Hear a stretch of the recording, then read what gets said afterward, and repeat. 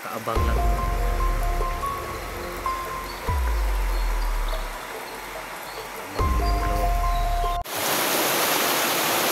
So yun mga idol, sa mapagpalang araw po sa ating lahat. Ngayong araw na ito mga idol, siguro bababa ako mga idol dahil ubos na po yung ubos na po yung pagkain ko mga idol. Kunti lang po yung nadala ko kasi yun lang po ang wala pa akong sapat na pera para pang bili ng maraming pagkain. Saka hindi ako gaano nakatulog kagabi mga idol dahil sa pag-iisip ko sa sa pamilya ng kapatid ko. Kasi yun nga, sabi ko sa inyo, kunti lang yung pera na binigay ko sa kanila, baka ubos na yun. Ikalawang araw na ngayon. So bababa muna ako mga idol para silipin sila mga idol kung ano na ang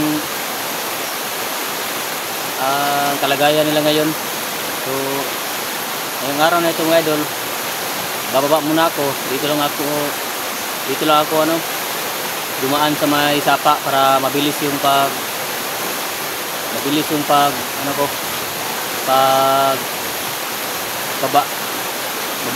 pag-uwi ko.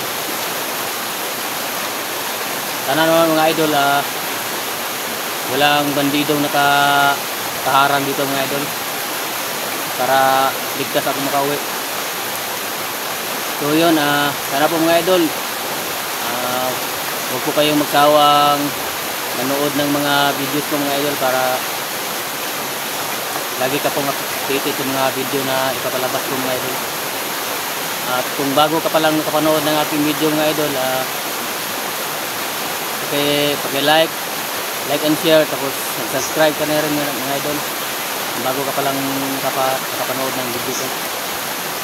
Sana po suportahan po natin yung munting channel ko mga idol para makatulong po kayo sa akin mga idol. So shout out po pala sa inyong lahat mga idol, lahat ng solid supporters, mga silent viewers.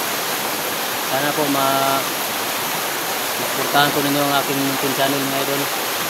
Maraming salamat po. Sana po lumago pa yung channel ko mga idol. Dahil sana po suportahan po ninyo mga idol. So kanina mga idol, diyan ako dumaan sa may gilid, diyan sa may gilid. Doon ako galing baba ko galing mga idol. Kanina pa akong umaga naglakad, tapos hapon na akong nakarating dito. Hindi lang ako nakapag-video mga idol kasi para mabilis yung paglakad ko. Doon ako galing mga idol sa baba. Doon. Saka dito ako dumaan sa gilid diyan. So basang-basa nga ako mga idol. Tapos yung butas ko, yan, nasuka ng tubig. Basang-basa ako mga idol. Pinilit ko talaga makababa mga idol kasi para malaman yung sitwasyon ng pamilya ng kapatid ko. At saka wala na rin akong pagkain, kunti lang, naubos na kaninang umaga. Kaya pipilitin ko talaga makababa ngayon mga idol. So parang malapit-lapit na ako mga idol. Sana naman mga idol, ipagdasal nyo ako mga idol na wala pong masamang mangyari sa akin, na ligtas po akong makauwi sa bahay para malaman po ng pamilya ng kapatid ko na kung ano ng sitwasyon ko. Babalik ako agad mga idol. Kasama ako kanila ni Buster, Berto at ni Pau Kidlat. Kasama po kaming aakyat mga idol. Ewan ko lang kay Kidlat mga idol kasi masama pa yung kalagayan niya. Kaya ewan ko kung makasabay siya sa amin sa pag-akyat. Sana po mga idol, matulungan po natin yung ano mga idol, pamilya ng kapatid ko mga idol. Ayun na kung bahala mga idol kanila. Meron lang ako natutulong mga idol, hindi na ako sana hindi dalawang isip na ano pa ng yun, ng ibang tao. Sana mga idol, tuloy na tayo sa ating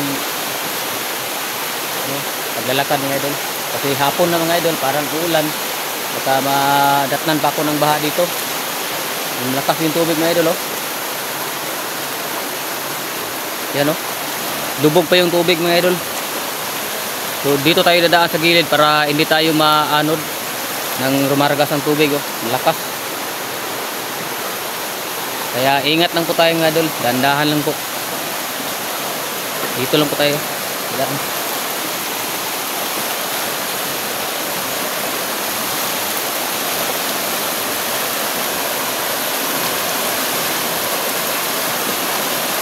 Butas ko mga idol, oh.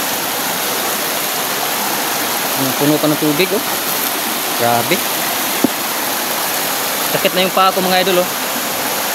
Meron na siyang ano, marami nang para natatanggal yung panit ko, yung panit ng paa ko.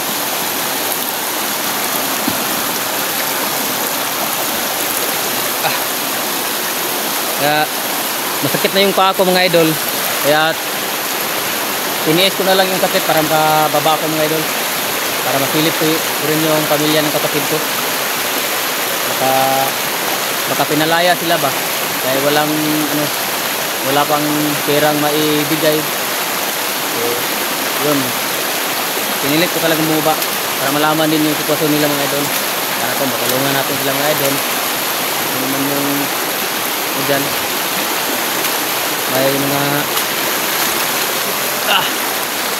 may mga maluluwag na yung tawag nito sa Bisaya pa, yung mga sino man po yung may mga busilak na puso dyan na katulong, kahit kaunti lang po mga idol, sapat na yun mga idol.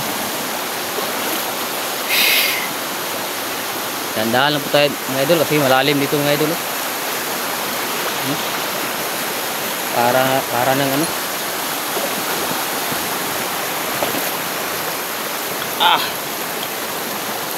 sobrang lalim ito mga idol, oh.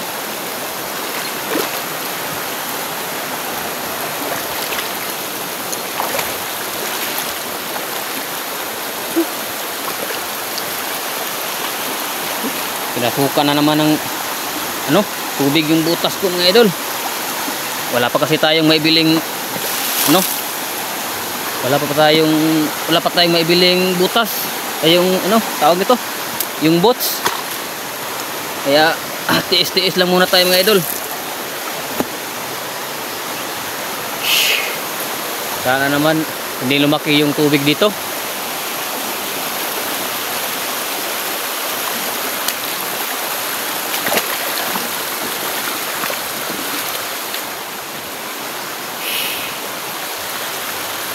Parang may tao dun. Pagod na tayo mga idol.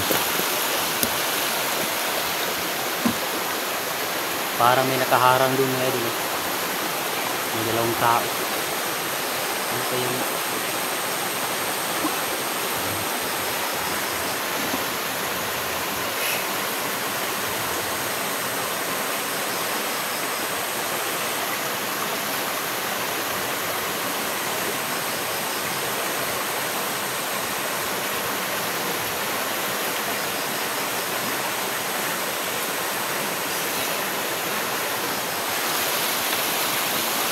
Bili lang muna tayo mga idol para hindi na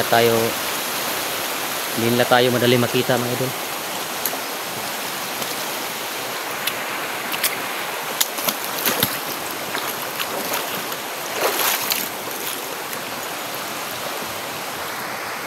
Andyan sila mga idol, oh. Kaabang lang mga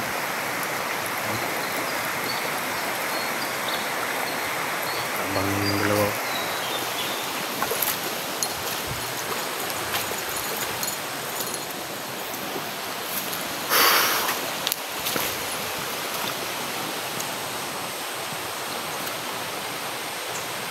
Damiya talaga to. Kung kailan pa ako bababa, at saka pa yung may harang.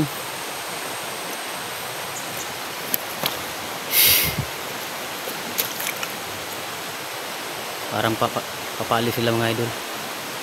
Sundan lang natin sila mga idol. Saan sila pupunta?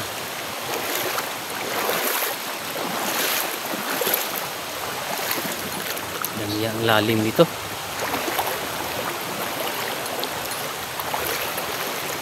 Parang umabot sa bewang ko yung lalim ng tubig.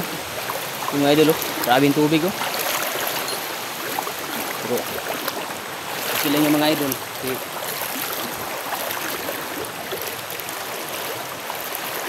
Importante ngayon mga idol, makababa ako dito. Makauwi na bahay ng ligtas. Para malaman ng pamilya ng kapatid ko anong sitwasyon ng kanyang tawa. Kaya sasabihin ko sa kanila mga idol na nakita ko na pero hindi ko pa nailigtas. Yun lang sasabihin ko mga idol para hindi sila maano ba, hindi sila magalit. Yung bata mga idol, talagang kawawa mga idol. Nahanap yung kapatid ko, yung kanyang ama.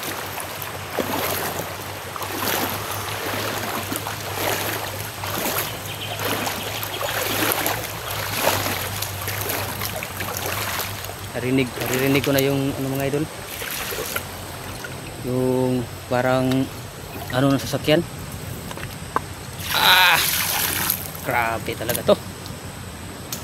Parang naririnig ko na yung kumakalubog na sasakyan mga idol. Parang ang lapit ko na. Pero hindi pa rin tayo kumpiyansa mga idol kasi kahit na ganito meron pa ring ano, baka meron nakaharang ba kasi dito lang yung malapit na daan pababa.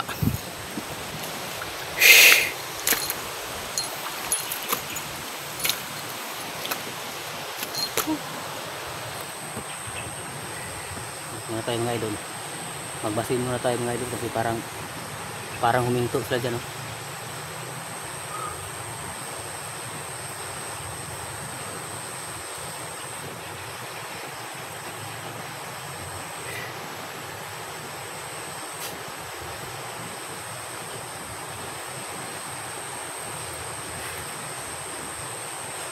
Parang sakit ng ulo ko. Yung tiyan ko parang parang may ano kasi ako mga idol, may ulcer ba. Kaya kahapon kagabi uminom ako ng ano, gamot dahil sakit ng ano ko, yung sikmura. Kaya mabuti na rin uuwi ako mga idol para makabili rin ako ng ano, yung gamot para sa ulcer. Naubos na rin yung pagkain ko mga idol kaninang umaga. Tapos sa tanghalian hanap lang ako ng mga prutas para palipas gutom.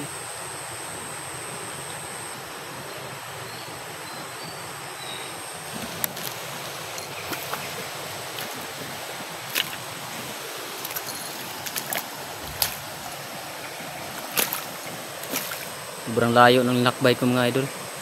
Halos 3 oras ako naglakad para lang maka ano dito sa may sapa.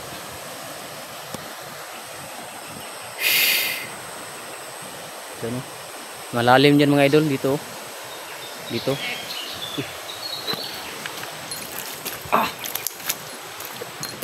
Nandyan lang sila sa gilid mga idol. Magmasid lang muna tayo mga idol.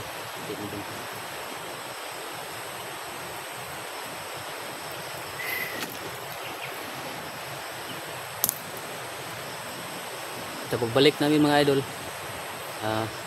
sana mga idol nakuha na namin yung kapatid ko. Para kasi yung asawa niya laging umiiyak. Saka yung bata laging lumalabas ng bahay kasi hinahanap yung kanyang ama. Saka yung naawa ko mga idol. Kagabi wala akong gaanong tulog. Kasi naisip ko yung kapatid ko saka yung pamangkin ko. Ang asawa niya kasi umiiyak. Problema pa niya. malaki pa niyang problema ngayon na wala silang makain. Problema talaga ito mga idol. Ganyan talaga mga idol kapag no, hunter ka, pag ano tayo, explorer, bundok, kailangan talaga mayroon tayong mailigtas. Off ka muna tayo mga idol, magmasid muna tayo.